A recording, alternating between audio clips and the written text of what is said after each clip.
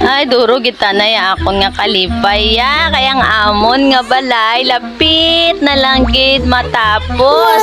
Sa kaamat-amat, maski hinay-hinay, basta kanunay, at least, subong na amat-amat gid ka-wilding sang akon nga bana. Maski sa isa bala ka oras, ay isa ka oras, sa isa bala ka adlaw, isa ka oras ha. Basta importante, maamat-amat lang asa paningkamot sa kapula-pulaw sang akong bana, kay sa paningkamot ko man kapiu sa Angel.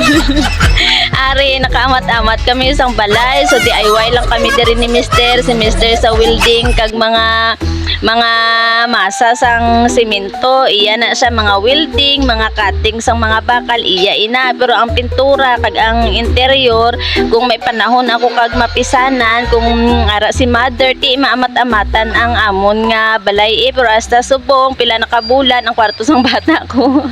Wala lang gyapon natapos kay wala pa ako sang saligan nga magbantay sang bata ko. Kung ara si mother, ti maamat-amatan ko gid ang kwarto ka bata ko ka pintura. Abaw daga ano dire sa amo nagadaguom, ti nagsulod ako kay nagatalithi doon pero do hindi ini tilithi kay ang bagunos ang hangin iba base may bagyo ini. Pero feeling ko may bagyo gid man pero dire abi sa amon ulan-ulan lang, so are ako sa amon sulod nga panimalay perti kasanag.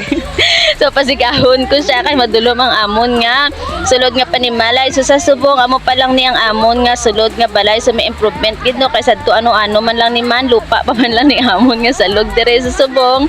May ara kami nga semento ang salog kag butangan lang sang floor mat. So pasalamat gid kami sa Ginoo ka wala gid kami ginapabayan kasi pangadlaw-adlaw naga-provide din siya sang amon nga panginahanglan. So guys, madamo gid nga salamat sa pag-watch sang akon nga video. Don't forget to follow, comment and share. Bye.